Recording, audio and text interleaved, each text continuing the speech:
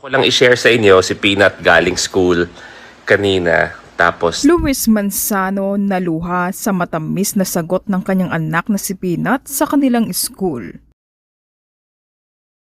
Lubos ang kaligayahan at emosyon na nararamdaman ni kapamilya host at aktor na si Luis Manzano matapos niyang ibahagi ang isang napaka-inosenteng karanasan ng kanyang anak na si Peanut sa kanilang school. Sa isang kwento na talaga namang tumagos sa puso ng maraming netizens, halos maiyak-iyak si Luis Manzano habang kinukwento ang nangyari sa school ng kanyang anak.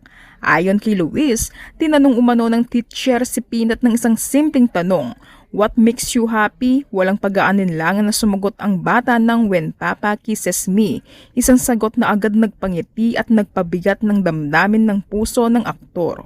Ngunit hindi pa doon nagtapos ang nakakakilig at nakakaiyak na kwento. Sinundan pa raw ito ng tanong ng teacher, "What makes you sad?" At muli isang tapat at inosenteng sagot ang ibinigay ni Peanut, "When Papa doesn't kiss me." Habang kinukwento ito ni Luis, halatang halata ang kanyang labis na tuwa at emosyon. Aminado ang aktor na hindi niya napigilang maging maluha-luha at kiligin sa narinig niya dahil sa murang edad ng kanyang anak. Ramdam na nito ang pagmamahal at presensya ng isang ama. Marami ang naantig na netizens sa kwentong ito, lalo na ang mga magulang na nakaka-relate sa kahalagahan ng maliit ngunit makabuluhan paraan ng pagpapakita ng pagmamahal sa kanilang mga anak. si Peanut galing school kanina. Tapos tinanong siya ng kanyang teacher.